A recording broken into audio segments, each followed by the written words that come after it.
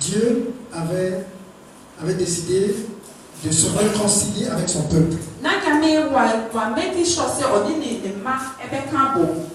Et ce faisant, il cherchait une solution, un moyen. Quelqu'un parmi ses enfants, son peuple, qui va porter sa parole et le plan qu'il a pour réconcilier son peuple avec lui-même. C'est ce que vous trouverez dans la Bible depuis l'histoire d'Adam et Genesis to Noé, ainsi de suite. Et donc ce que nous allons voir dans Esther, c'est la même chose. Alors, ici, qu'est-ce qui se passe? Le chapitre que nous venons de lire parle du roi Assuérus. C'était un grand roi. Il dirigeait 127 provinces. Des provinces qui partaient de l'Inde jusqu'à l'Éthiopie. Et c'était lui le roi. Il était marié. Sa femme, la reine, s'appelait Vashti. Alors, le Bible dit dans ce premier chapitre de le lire que le roi avait donné un festin, une grande fête. Il avait à manger, à boire. Il invitait beaucoup de gens. Tout se passait très bien. C'était la joie au palais. Dans ce même chapitre, si vous avez prêté attention, lorsque le roi avait fini de donner le festin, la reine Vashti, elle aussi, elle a donné un festin. Un festin pour les femmes. C'est dire que tout allait très bien au palais. Mais le thème de notre séminaire, c'est de dire rien n'est impossible à Dieu. Gardez ça à l'esprit. Parce que c'est ça que nous sommes en train. C'est ça que nous allons sortir de cette longue histoire. Mais également, avant de retourner au roi, le livre d'Esther que vous connaissez très bien. Je veux vous informer que l'objectif premier de Dieu, c'était pas Esther. Bien que le livre porte son nom. L'objectif de Dieu, comme je vous avais dit, je l'ai dit à l'instant, que Dieu voulait réconcilier son peuple. Donc dans cette histoire d'Esther, c'est son peuple que Dieu visait. Pour ceux qui ont bien lu, et si vous n'avez jamais lu ce livre, je vous encourage à le lire ce soir. C'est que 10 chapitres. Vous pouvez le lire facilement. Vous allez comprendre, c'est très intéressant. Dieu, son plan, c'était son peuple. Vous savez, Dieu avait choisi les enfants d'Israël. C'était le peuple élu de Dieu. Et Israël, qui est Jacob, lui-même, il avait eu 12 fils. Parmi les 12, le quatrième s'appelait Judas. Et donc les descendants de Judas, ceux qui habitaient dans la Judée, qui viennent de Judas toujours, c'est ceux-là qu'on appelle les Juifs. Donc Dieu était focalisé sur les Juifs. Pourquoi? Parce que cette tribu de Juda, qui est constituée des Juifs, c'est de là que sortira également le Messie. Et c'est le Messie qui va nous réconcilier avec le Père. Donc depuis le commencement, ça c'est l'objectif de Dieu. Depuis les Noé, Abraham, tout ça c'est l'objectif. Chercher quelqu'un qui va faire ça. Et donc, il a mis en place, il a choisi un peuple, et c'est à travers ce peuple-là qu'il va, comment dire, arriver à atteindre ce objectif. Donc ici, il s'agit des Juifs. Dans ce livre d'Esther.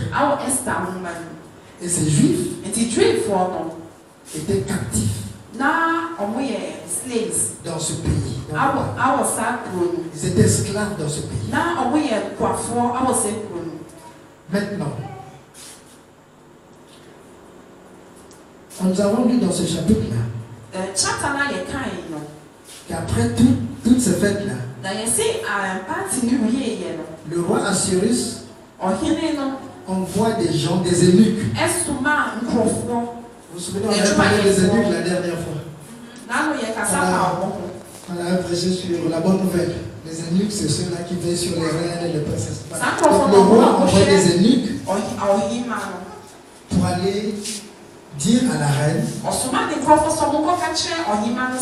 de bien s'habiller, de venir montrer sa beauté et à tous les invités qui étaient là. Mais si vous avez prêté attention à la lecture, la reine va-t-il à refuser? Je viens de vous le dire tout à l'heure, tout allait bien au palais. Le roi a donné la fête. La reine a donné la fête. On n'a pas lu qu'il y avait un problème dans le pays. Mais après ces festins, le roi dit allez appeler la reine pour qu'elle vienne montrer sa beauté. Et la reine dit non, j'irai pas. Vous savez, lorsqu'on dit rien n'est impossible à Dieu, c'est selon où tu te trouves. Soit positif, soit négatif. On va y arriver. Qu'est-ce que je veux dire par là?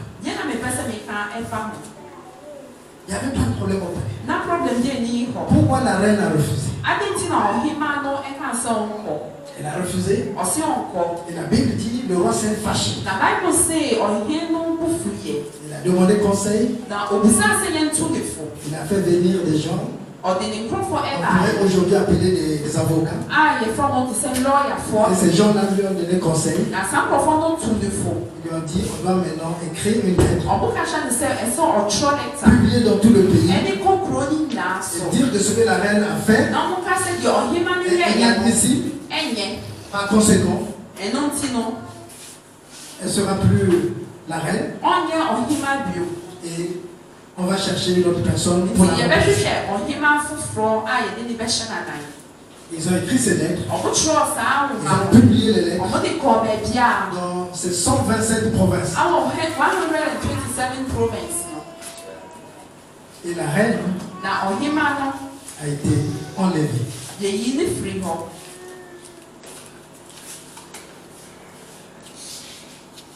C'est très intéressant cette histoire. Voilà pourquoi je vous encourage. En 1h30, on ne peut pas tout comprendre, mais allez-y également.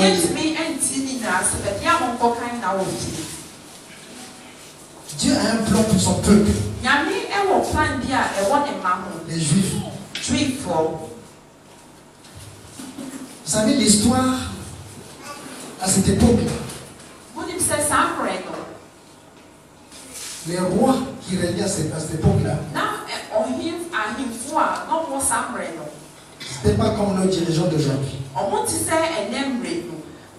À cette époque-là, lorsque le roi prend une décision, personne d'autre Même si la décision paraît cruelle, personne ne peut changer ça. Il n'y aura pas de communauté internationale qui va intervenir. Il n'y aura pas de l'ONU qui va intervenir. La décision, c'est ça. Et Dieu savait ça. Dieu voit cette ethnie, je peux dire la tribu de Juda. Les Juifs. Ils sont esclaves dans ce pays. Et il sait que le roi qui est là-bas, il n'est pas bon. Si ces Juifs-là ont un problème là-bas, si ils ont un problème avec le roi, c'est fini pour eux.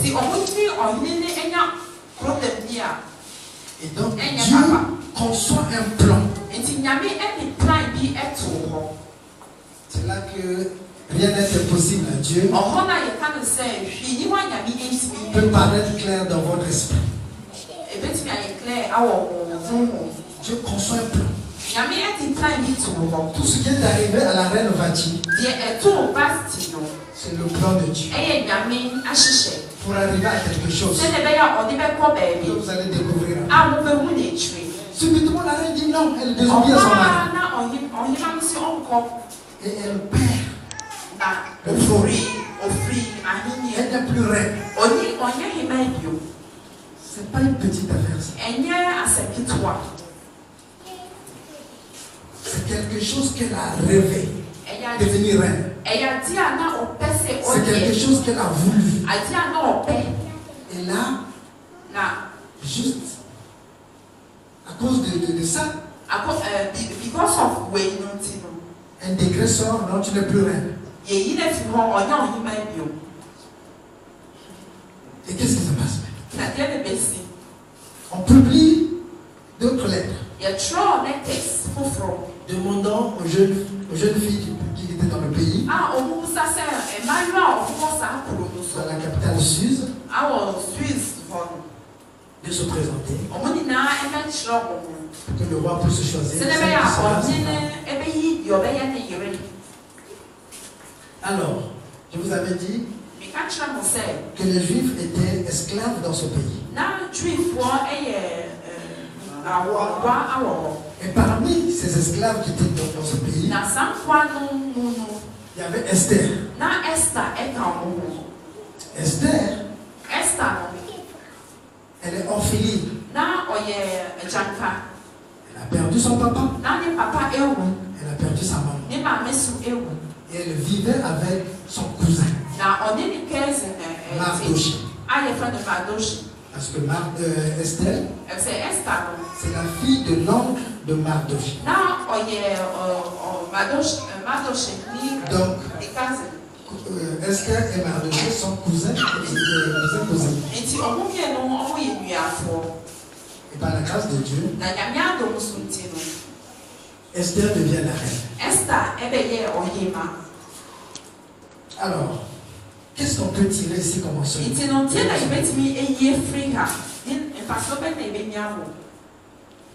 Je veux vous encourager ce soir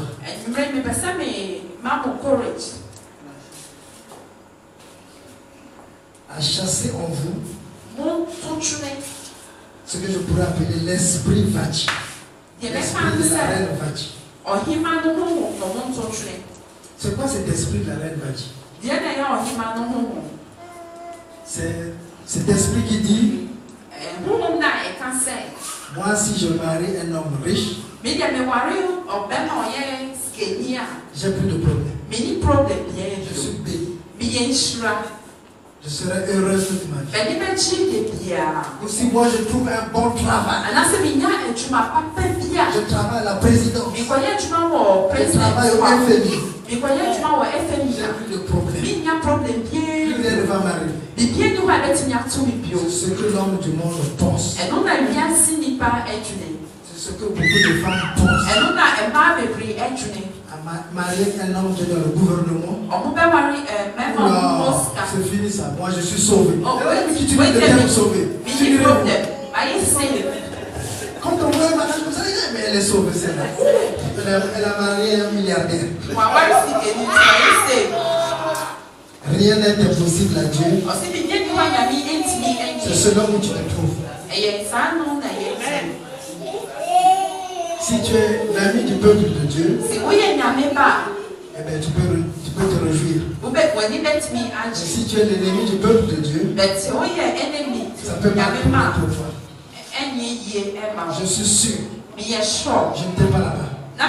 Mais je suis sûr. Et le jour que le roi Assyrius et la reine Vati se sont mariés, il y avait beaucoup de femmes qui les adoraient, qui les enviaient. Beaucoup de femmes voulaient être à sa place. Mais celle-là, elle est sauvée. Elle a eu le roi. Il n'a plus de problème. Parce qu'à cette époque-là, le roi, c'est comme Dieu. Mais vous avez vu? Quand tu comptes sur des choses éphémères, quand tu t'approches sur quelque chose sans Dieu, il suffit d'un rien. Tu peux perdre ça. Vous avez vu la reine Vati? Le roi fait venir des gens qui viennent, elle refuse. Elle perd sa couronne. Elle n'est plus reine. Et subitement, elle est remplacée par Esther. Qu'est-ce qu'on peut apprendre dans ça? Frères et sœurs, je sais qu'on s'approche de la fin de l'année comme ça. Il n'y a pas que des sociétés qui font des bilans. Il n'y a pas que des sociétés qui font des bilans. Chacun de nous fait son bilan. L'année arrive à la fin. On est en décembre. Je prends de l'âge. Je ne me suis pas marié encore. Je n'ai pas encore d'enfants. Je n'ai pas encore de travail. On sombre dans le désespoir. Rien n'est impossible à Dieu. C'est selon où tu te situes. Figurez-vous, Esther, elle était aussi comme chacune d'entre vous. Elle aussi, elle était arrivée à l'âge de se marier. Elle n'a ni papa ni maman. Et ils sont esclaves dans un pays étranger. Pire encore. C'est-à-dire, elle n'est pas orpheline dans son pays. Ou peut-être elle a des amis. Dans un pays étranger. Et tu es avec ton cousin. Beaucoup de gens aujourd'hui disent, je prends de l'âge. Je suis encore chez mes parents. Je suis chez mon oncle. Je suis chez mon grand-père. Et vous êtes dans le désespoir, vous pensez que c'est la fin. Rien n'est impossible à Dieu. Esther n'avait rien fait. Elle n'était même pas au courant du plan de Dieu. Dieu a son plan pour son peuple, les Juifs. Mais pour arriver à ça, il fallait qu'il crée des scénarios. Et dans ce scénario-là, Esther, orpheline, elle est devenue tout d'un coup la reine. Ce soir, si tu es dans le désespoir, moi je te dis, réjouis-toi. Parce que tu es comme Esther. Esther ne savait pas, personne ne lui avait dit que non, demain tu seras reine. Elle aussi prenait de l'âge. Elle vivait chez Mardoché. Et là, subitement, elle tombe dans le plan que Dieu a conçu. Personne ne pouvait imaginer que la place sera vacante au palais là-bas. Parce que la reine était déjà mariée. Si quelqu'un venait dire à Esther que, tu sais quoi, le mois prochain c'est toi qui vas être la femme, elle dit ça va pas, je peux ce qu'elle va dire. Le roi est marié, tu veux. La mère chose. Je ne veux pas sombrer dans ce que font certains prophètes. Et sinon, si je dis à chacun d'entre vous, est-ce que tu sais que le mois prochain, tu seras dans tel machin? Qui me connaît? C'est ce qu'il a dit. Qui me connaît? J'ai pas de connexion, j'ai pas de contact, je ne suis pas d'une grande famille. Mais la situation d'Esther était pire. Elle se passe dans un pays étranger. Orpheline de père et de mère. Elle devient reine. La reine dans ce pays étranger. Rien n'est impossible. Rien n'est impossible, mes frères et sœurs. Dieu a tout pouvoir de changer quoi que ce soit. Moi, dans ma petite vie, pour beaucoup d'entre vous, je suis plus âgé que vous. J'ai expérimenté des choses pas possibles. Mais je n'ai pas parlé de l'homme. Mais je suis sûr que vous d'entre vous, beaucoup d'entre vous aussi, vous avez expérimenté des choses. Mais ce n'est pas fini.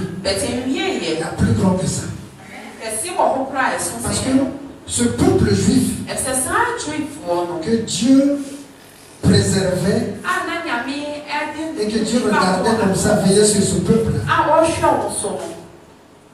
c'était pour que le Messie sorte de cette tribu.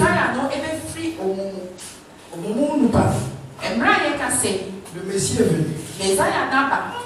Il a annoncé la bonne nouvelle. À présent, il est assis à la droite du Père. Et aujourd'hui, on ne parle plus des Juifs. On parle des chrétiens. Donc, le même regard que Dieu avait sur les Juifs, il a ce regard sur nous les chrétiens. Et Dieu, le même Dieu qui avait un plan pour les Juifs, il a un plan pour nous les chrétiens. Quel est le plan? N'oubliez pas, Jésus-Christ nous avait dit, allez et faites de toutes les nations des disciples.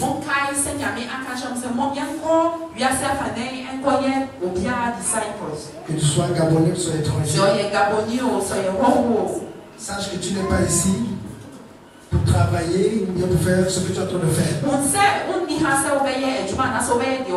Ça, c'est l'impression que tu as, que tu es ici parce que tu travailles là où tu es. Non. Le plan de Dieu, c'est au-delà de ça. Tu es ici au Gabon pour prêcher la bonne nouvelle. Maintenant, pour que cela se matérialise, Dieu a un plan. Et tu es dans ce plan. C'est ce qu'il a fait pour Esther.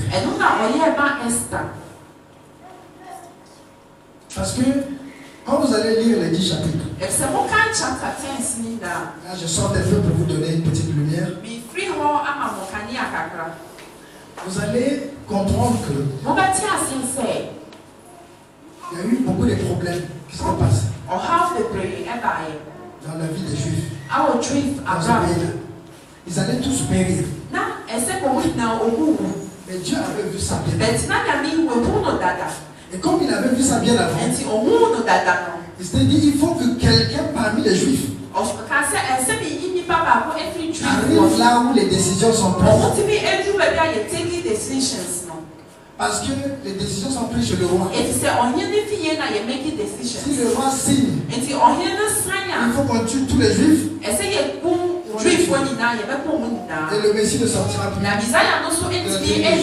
Donc ce roi-là va jouer. Donc il fallait que Dieu veille sur ça. Mais pour que cela échoue, parce qu'il avait déjà vu le cœur de ce roi, il fallait que quelqu'un arrive. Très proche du roi. Pour influencer ce qui pourrait arriver dans le futur. Quand vous allez lire ce chapitre-là, vous allez découvrir tout ça. Rien n'est impossible à Dieu. Il a enlevé la place de Vachi. Il a mis Esther à la place.